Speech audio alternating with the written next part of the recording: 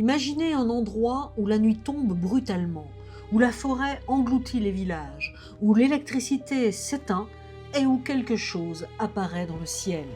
En 1977, au Brésil, des dizaines de villages d'Amazonie vont être plongés dans la peur, pas à cause d'une guerre, pas à cause d'une épidémie, mais à cause de lumières silencieuses qui descendent, qui observent, qui attaquent et qui repartent.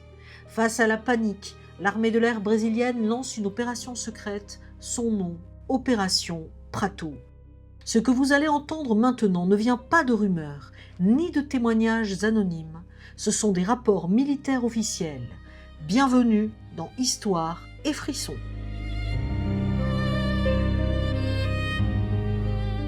En septembre 1977, les autorités militaires commencent à recevoir des informations venues de l'intérieur de l'État du Pará. Les mots varient selon les villages, mais les descriptions se ressemblent. Parece uma bola de fogo.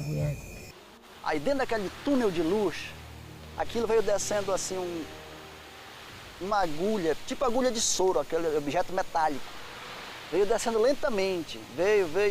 Quando estava próximo de mim, eu consegui me... On parle de lumière, d'objets, parfois de choses impossibles à identifier. Le vocabulaire est hésitant, imprécis, presque maladroit. Dans le rapport, l'armée note que ces phénomènes sont appelés localement par différents noms. Certains parlent de lumière, d'autres d'objets, d'autres encore utilisent un terme populaire presque moqueur né de la peur, chupa-chupa, en référence aux sangsues suceuses de sang. À ce stade, rien n'est affirmé. Le document ne conclut rien. Il enregistre simplement un fait. Les observations sont nombreuses, répétées, persistantes. Et surtout, elles provoquent un trouble réel dans la population. Les villages concernés sont petits, isolés, et la rumeur se propage vite. À la tombée de la nuit, les rues se vident. Les familles ferment portes et fenêtres. Certains refusent de sortir après une certaine heure. Ce n'est plus un phénomène ponctuel, c'est une inquiétude collective. Face à la multiplication des signalements, le premier commandement aérien régional décide d'envoyer une équipe sur place. L'opération porte un nom simple, presque anodin, Opération Prato. L'objectif officiel est clair, se rendre dans les municipalités de Vigia, Colares et Santo Antonio d'Ottawa pour recueillir des informations, observer les phénomènes et les enregistrer par des moyens cinématographiques et photographiques. Les militaires parlent d'objets volants non identifiés, au sens strict. Non pas parce qu'ils seraient extraordinaires, mais parce qu'ils échappent à toute identification connue. L'équipe se déplace de nuit, elle observe, elle note, elle attend. Et rapidement, les phénomènes se manifestent à nouveau. Le 5 novembre 1977, aux alentours de 2h15 du matin, à Colares, un événement est consigné avec un soin particulier. Les militaires observent un corps lumineux de couleur bleutée. L'intensité varie, la forme est circulaire, avec un reflet visible sur l'eau. L'objet se déplace à basse altitude, à vitesse moyenne, sans gagner de hauteur, et prend la direction du nord vers la mer. Le rapport mentionne un détail troublant. Après coup, il est vérifié qu'un arbre à la cime arrondie se trouvait sur place, susceptible de réfléchir la lumière. Les militaires prennent soin de noter cette possibilité. Ils doutent, ils cherchent une explication rationnelle. Mais un autre élément est noté, presque en marge. L'éclairage électrique local cesse de fonctionner à partir de 22h. Le document ne fait pas de lien direct, il ne conclut pas, il juxtapose les faits. Et c'est précisément ce silence interprétatif qui rend la lecture dérangeante. En parallèle des observations militaires, le rapport mentionne les récits de la population. Certains habitants décrivent des lumières qui s'approchent des maisons, d'autres parlent de faisceaux dirigés vers le sol, un autre évoque un rayon lumineux qui aurait balayé le corps comme une lampe avant de disparaître brutalement dans le ciel. Ninguém podia se separar, Deus me livre, não ficar sozinha nem a pau. E acendia o foguete, pistola e tudo para afugentar aquilo. Eles faziam batucada pela rua à noite. Ce que le rapport laisse transparaître, presque malgré lui, c'est la lenteur. Les nuits sont longues, les observations ne sont pas constantes. Parfois, pendant plusieurs jours, il ne se passe rien, les militaires attendent, ils scrutent le ciel, ils notent l'absence autant que la présence. Et puis sans prévenir, tout recommence. Un soir, les lumières reviennent au-dessus de la mer. Le lendemain, elles apparaissent au-dessus des terres. Il est précisé que certains objets semblent changer de comportement selon l'environnement. Au-dessus de l'eau, ils glissent. Au-dessus de la forêt, ils s'immobilisent parfois, comme suspendus. Les descriptions restent prudentes. Les mots sont mesurés. On parle de luminosité variable, de couleurs allant du blanc au bleu, parfois avec des reflets jaunâtres, de trajectoires rectilignes, mais aussi de mouvements brusques, impossibles à reproduire avec un aéronef conventionnel. Ce qui trouble les observateurs, ce n'est pas la vitesse extrême, c'est l'intention apparente. À plusieurs reprises, le rapport note que les objets semblent réagir à la présence humaine, comme s'ils évitaient certaines zones, ou au contraire, comme s'ils s'en approchaient délibérément. À mesure que l'opération avance, les militaires tentent de rationaliser. Ils envisagent des phénomènes atmosphériques, des reflets lumineux, des illusions d'optique provoquées par l'humidité, la végétation ou la proximité de l'eau. Chaque hypothèse est testée mentalement, puis confrontée aux observations. Et à chaque fois, quelque chose ne colle pas. Les lumières ne se comportent pas comme des éclairs, elles ne suivent pas les courants aériens, elles ne disparaissent pas progressivement, elles s'éteignent brutalement. Le rapport mentionne aussi que certaines observations ont lieu par ciel parfaitement dégagé, sans nuages, sans orage, sans perturbations météo notables. Plus inquiétant encore, les horaires semblent se répéter.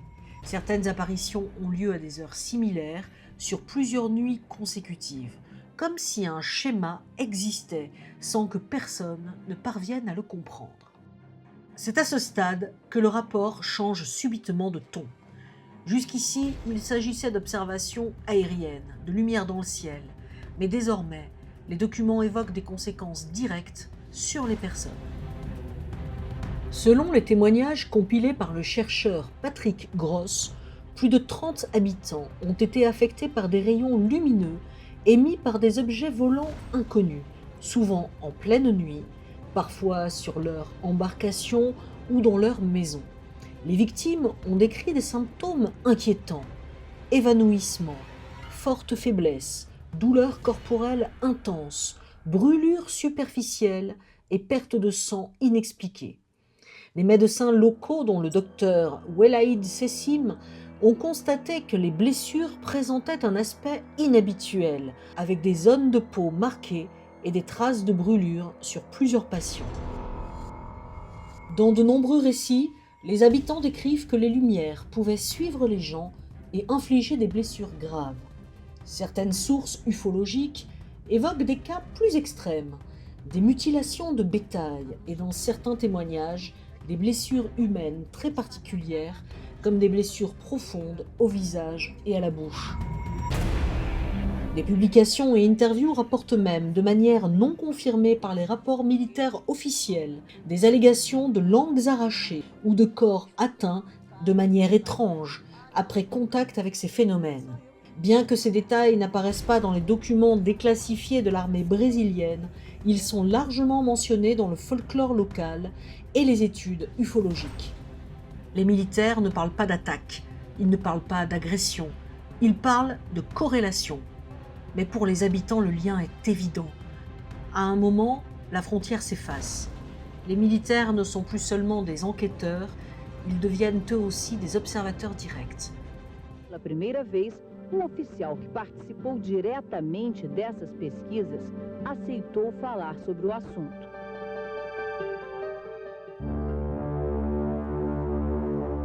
Le rapport mentionne plusieurs occasions où les membres de l'opération voient les phénomènes de leurs propres yeux.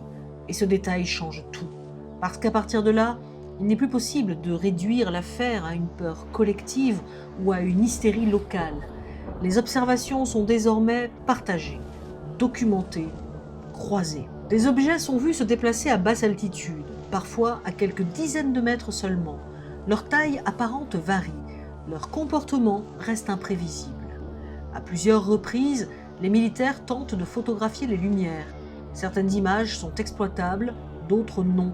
Le rapport évoque des difficultés techniques, des surexpositions, des pertes de détails, comme si la luminosité même de l'objet perturbait l'enregistrement. Pendant ce temps, dans les villages, la peur s'installe durablement. Le rapport évoque des nuits où les habitants refusent de sortir, des zones entières plongées dans le noir volontairement, des familles regroupées dans une même maison, portes fermées, lumière éteinte. Certains habitants affirment que les lumières évitent les zones éclairées, d'autres disent l'inverse, rien n'est cohérent, rien n'est stable. Et c'est peut-être cela le plus éprouvant, ne pas savoir quand cela va se produire, ne pas savoir d'où cela vient, ne pas savoir si cela va revenir. À mesure que les semaines passent, le rapport devient plus dense, mais aussi plus neutre, comme si les rédacteurs eux-mêmes renonçaient à comprendre. Ils continuent d'observer, ils continuent d'écrire, mais ils cessent presque de commenter. Les faits s'accumulent, les réponses, non. Puis progressivement, les phénomènes diminuent, les lumières apparaissent moins souvent, les signalements se raréfient sans explication, sans annonce, et l'opération touche à sa fin. L'opération Prato se poursuit jusqu'en décembre 1977. Des centaines d'observations sont recueillies, des photographies sont prises, des films sont enregistrés. Les militaires remplissent leurs carnets nuit après nuit, puis l'opération prend fin. Le rapport est rédigé, classifié, aucune explication définitive n'est donnée, aucun phénomène naturel n'est officiellement identifié, aucun canular n'est évoqué. Le document s'arrête là, comme si l'histoire elle-même refusait de conclure. Des années plus tard, ces pages referont surface, publiées sans retouche, sans correction, telles qu'elles ont été écrites à l'époque. Aujourd'hui encore, l'opération Prato reste l'une des rares enquêtes militaires officiellement reconnues, portant sur des mystères aériens non identifiés au Brésil. Elle ne parle ni d'extraterrestres, ni d'armes secrètes, ni de théories spectaculaires.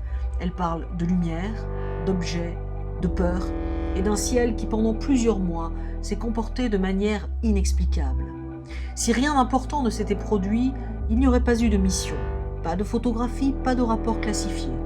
Et pourtant, près de 50 ans plus tard, aucune réponse claire n'existe. À Colares, la nuit tombe toujours aussi vite, la jungle est toujours aussi dense et le ciel est toujours aussi vaste. La seule différence, c'est que désormais, nous savons qu'un jour quelque chose y est apparu et que même l'armée, face à cela, n'a jamais su quoi en dire. Merci d'avoir regardé cette vidéo jusqu'au bout. Si ce dossier vous a intéressé, n'hésitez pas à explorer d'autres mystères avec moi. Abonnez-vous à la chaîne Histoire et Frissons, partagez la vidéo et faites-moi savoir quels secrets vous souhaitez que l'on vous dévoile ensuite. À bientôt pour de nouvelles histoires et frissons.